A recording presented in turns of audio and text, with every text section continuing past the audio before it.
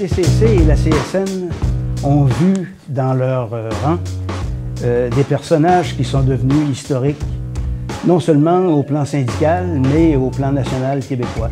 Plusieurs de ces personnalités ont marqué le Québec à plus d'un titre, mais c'est surtout dans leur action syndicale qu'elles se sont d'abord fait connaître.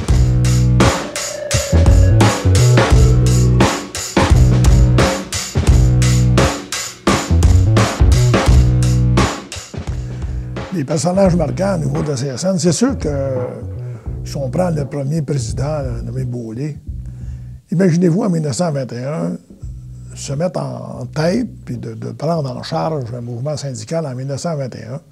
C'est pas facile aujourd'hui, mais si on remonte à 1921, ça ne va pas dire trop facile de dire oui, j'accepte, M. le Président, d'être élu comme président de la Confédération des travailleurs canadiens du Canada.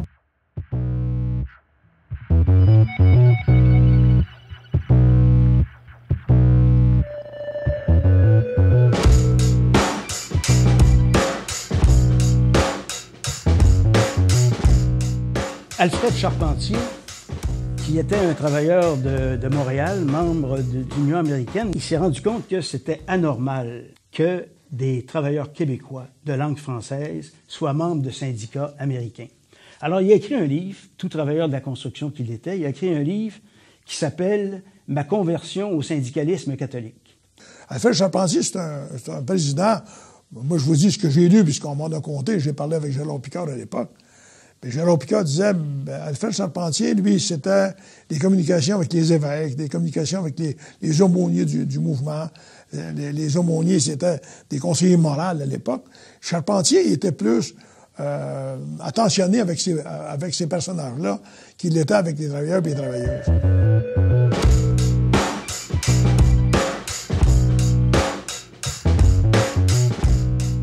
Alfred Charpentier, en 1946, est battu au congrès de la CSN par Gérard Picard, qui était secrétaire général à l'époque.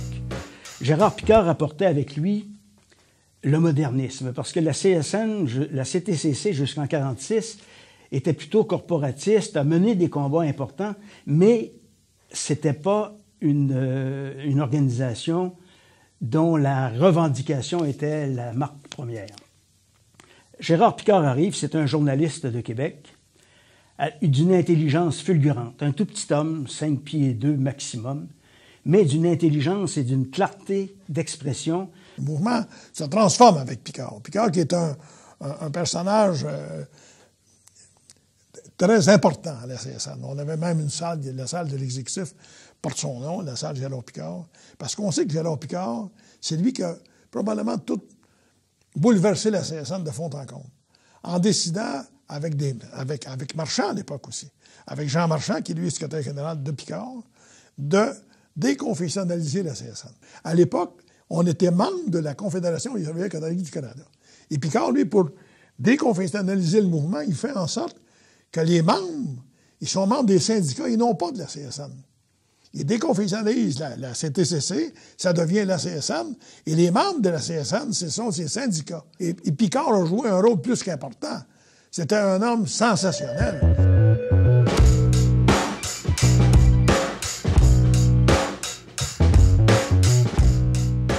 Gérard Picard, au moment des tentatives de fusion avec le Congrès du travail du Canada, Gérard Picard était favorable à cette fusion. C'était Jean Marchand qui s'y était opposé. Jean Marchand qui avait quand même des sensibilités québécoises à l'époque et qui était secrétaire général sous Gérard Picard. Jean Marchand, dont on dit qu'il a été sans doute le plus grand orateur que le Québec a pu produire. Ceux qui l'ont connu et qui l'ont entendu se souviennent d'un homme qui pouvait soulever les foules de façon extraordinaire, mais qui en même temps était plutôt craintif par rapport à la puissance qu'il pouvait dégager. Et Jean Marchand a fini sa carrière à Ottawa, et c'est ce qui a fait dire à Pierre Vadeboncoeur, qui avait beaucoup milité avec lui, qu'il n'aimait pas les Beethoven qui finissent en Rossini.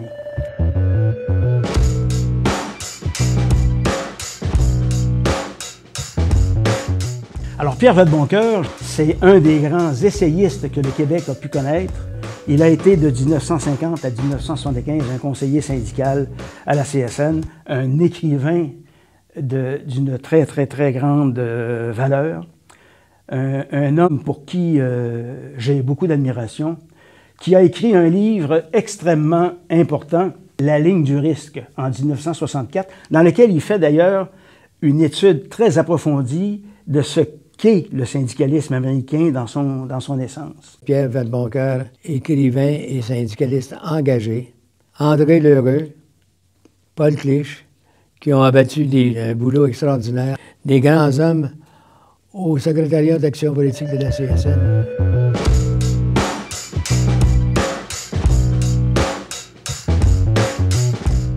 Michel Chartrand est entré comme président du Conseil central en décembre 68. C'est lui que j'ai connu le plus parce que j'ai travaillé avec lui. Je suis entré comme secrétaire général en janvier 69, à sa demande, dans le cadre d'un programme qui s'appelle le Deuxième Front, adopté au mois d'octobre 68 en congrès de la CSN. Le Deuxième Front, c'est pas très compliqué, c'était pour défendre les travailleurs syndiqués en dehors des conventions collectives. Ça dit tout ce qui touche le quotidien.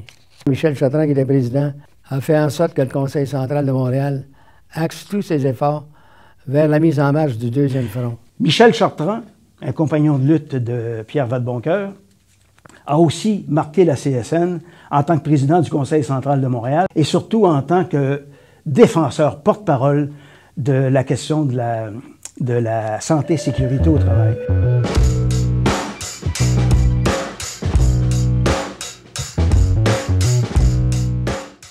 André Lorrain, dont les luttes contre les compagnies de finances, les usuriers au Saguenay-Lac-Saint-Jean, a donné lieu finalement à la création des ACEF.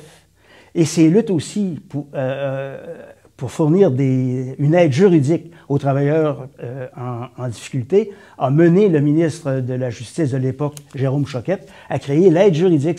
On doit ça à André Lorrain, qui a été un militant syndical extrêmement important pour la centrale, et c'est quelqu'un aussi qui a été à l'idée, qui était à la source de la fondation de la Caisse d'économie solidaire avec Léopold Beaulieu.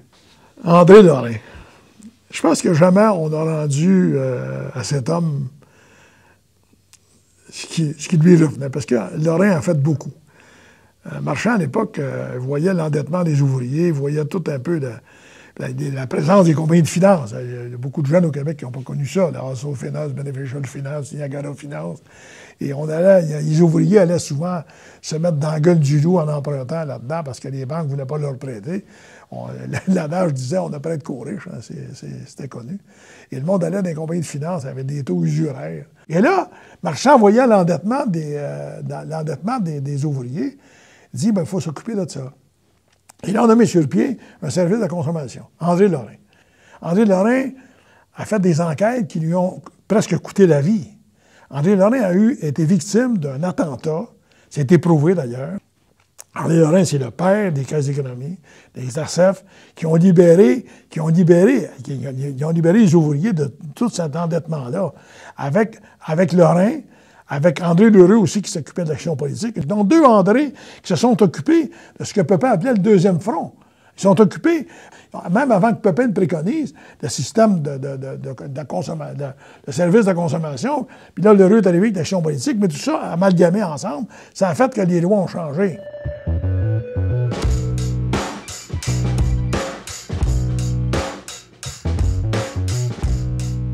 L'arrivée de Pepin, de Marcel Pepin en 1965, ça s'est fait un peu, de façon quasiment incognito.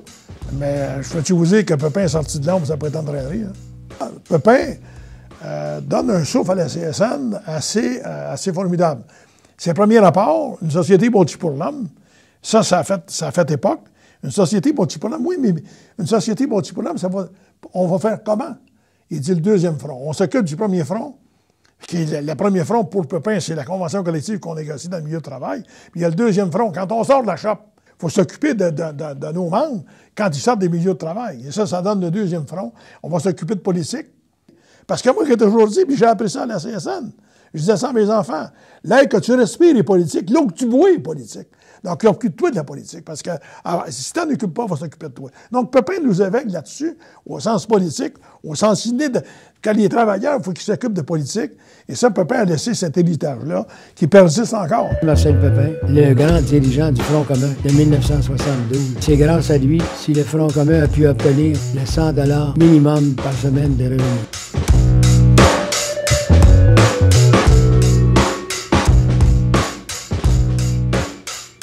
Et là, il est succédé par Norbert Rodrigue. Lui, Norbert, probablement, c'était le président le plus méritoire, si je peux parler comme ça.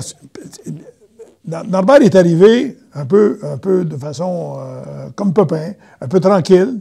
Il arrivait de la puissante Fédération des affaires sociales. Il avait été président de la Fédération des affaires sociales. Et là, il débarque. Puis là, en même temps que Norbert arrive, on a toute la mouvance communiste au Québec, avec les groupes de l'époque, les marxistes-léninistes, les trotskistes, puis ils sont dans nos syndicats, puis ils sont des agitateurs comme il n'y en a pas. Et Norbert a géré toute cette crise-là avec tout ce que ça comporte, avec tout ce que ça l'amène. Puis il a marqué l'histoire pour ça. Il a marqué l'histoire de la CSN pour sa façon qu'il a eue à lui de gérer cette crise-là qui nous attaquait de toutes parts. L'attaque politique, mais la super attaque politique qui voulait que c'était plus que ce que Pépin disait, parce que les autres, ils voulaient un parti ouvrier, en tout cas. Norbert a géré cette crise.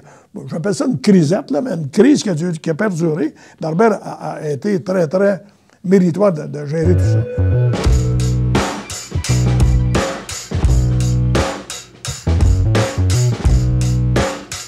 Il y a un autre président aussi dont la force intellectuelle a transcendé toutes les autres personnes qui pouvaient fréquenter, c'est Gérald Larose.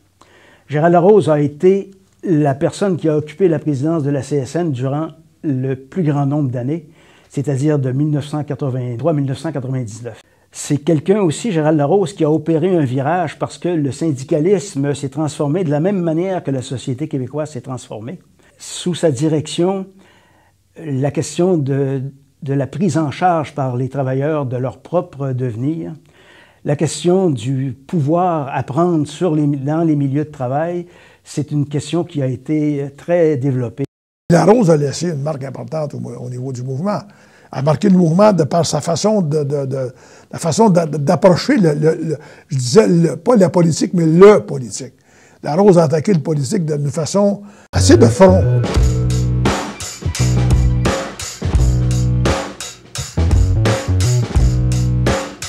Il ne faut pas oublier non plus un compagnon de route extrêmement important pour Gérald Larose, qui est Léopold Beaulieu, qui a été trésorier de la centrale de 1976 à 1996. Léopold Beaulieu a d'abord remis les finances de la CSN en ordre. La vie avait été difficile les années précédentes. Il y avait à l'époque 5 à 6 000 personnes en grève par semaine à la CSN, ce qui provoquait des problèmes extrêmement importants au fond de grève. Léopold Beaulieu a mis son imagination aussi à créer des outils qui vont faire leur marque. J'en nomme quelques-uns. Bâtirante, MCE Conseil. C'est un militant de la Caisse des travailleurs de Québec qui est devenu aujourd'hui la Caisse solidaire. Et c'est surtout le président-directeur général qui a créé Fonds d'action en 1996.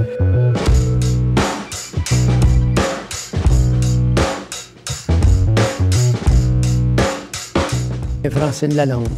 Francine Lalonde était à ce moment-là présidente de la Fédération nationale des enseignants et enseignantes du Québec, la FNEC. Elle était parmi les plus militantes et les plus progressistes au Conseil confédéral de la CSN, souvent en appuyant le Conseil central de Montréal, particulièrement les prises de position de Chartrand. C'était une vraie militante qui est allée jusqu'au bout de son mandat syndical et par la suite est allée faire de la politique à l'intérieur du Bloc québécois avec la même énergie et la même utilité.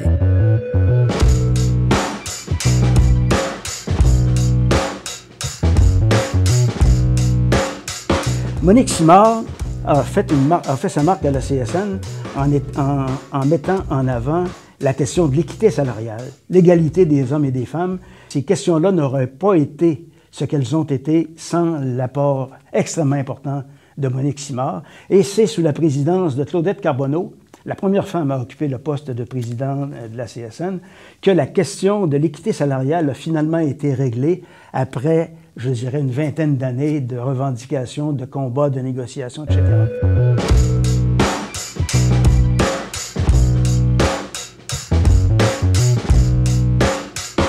Alors, ces deux femmes, Monique Simard et Claudette Carbonneau, vont certainement passer à l'histoire comme étant des défendresses de la question de l'égalité des femmes.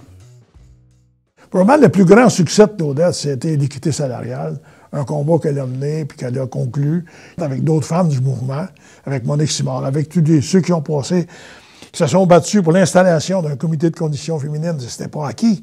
Et Claudette faisait partie de la mouvance. Et la façon qu'elle a réglé l'équité salariale, mais chapeau Claudette, parce que ça lui appartient.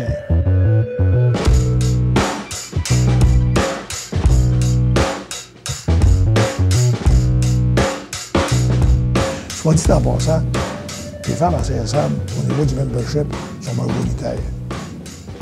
Peut-être que jamais personne ne vous l'a dit. Hein. Au niveau de la CSN, au niveau des 300 000 membres, il y a plus de femmes que de gars. Fait que ça, c'est important de souligner ça. Avec la structure salariale du nombre de personnes libérées dans ce mouvement-là, le nombre de salariés qu'on a, moi je dis une chose. Avec cet appareil-là, la journée que ça va se battre ensemble, ça va se battre dans le même but, le premier ministre, tous les matins, va nous appeler pour savoir ce qu'il fait.